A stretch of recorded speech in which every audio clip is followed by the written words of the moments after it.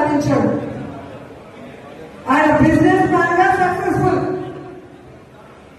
ఆయన family man గా successful, ఆయన సీఎం గా సక్సెస్ఫుల్. ఇంకేమవసరం ఉంది? కానీ రాష్ట్రంలో కూటమి ప్రభుత్వం వచ్చిన తర్వాత వాళ్ళు చేస్తున్న అరాచకాలు, విధ్వంసాలు చూసి మనని నమ్మిన కార్యకర్తని మనం కాపాడుకోవాలి, మన నోట్లేసిన ప్రజలకు మనం అండగా నిలబడాలన్న చిత్తశుద్ధితో ఆ రోజు నుంచి ఈ రోజు వరకు పని చేసుకుంటూనే వెళ్తున్నారు. అలాంటి వ్యక్తి కోసం మనం పరిచయంగా ఉంటాం.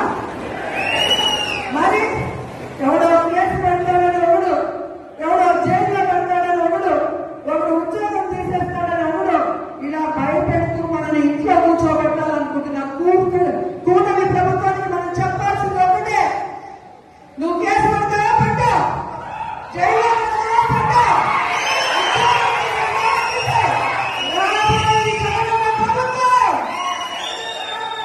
కేసులు పెట్టడానికి, విధ్వంసాలు సృష్టించడానికి వడ్డీతో సహా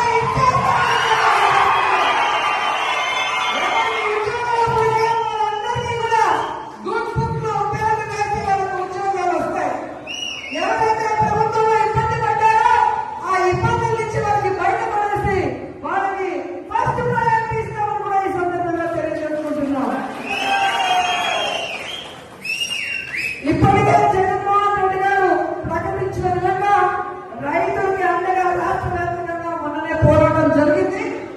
రేపు ఈ విద్యుత్ బిల్లుల పెంప మీద రాష్ట్ర వ్యాప్తంగా నియోజకాల వారీగా ఉద్యమం జరుగుతుంది.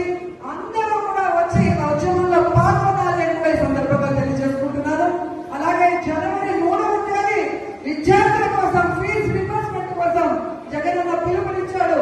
అందులో కూడా మనం అందరం పాల్గొనాలి, ఈ ప్రభుత్వానికి బుద్ధి చెప్పాలని కూడా ఈ సందర్భంగా తెలియజేసుకుంటున్నాను. ఎందుకంటే మనం సైలెంట్ గా ఉంటే పచ్చ ఛానల్లో అబద్ధాలు చెప్పడం తప్ప ఇంకోటి చేయదు. ప్రజలు ఎలా ఇబ్బంది పడుతున్నారు, విద్యార్థులు ఎలా మోసపోయారు, మహిళలు ఎలా కన్నీళ్లు పెడుతున్నారో రాష్ట్రం అంతా తెలియాలి. ఒక ఉద్యమంగా ఈ కూటమి ప్రభుత్వాన్ని ముంచేయాలని కూడా ఈ సందర్భంగా తెలియజేస్తున్నారు. ఈరోజు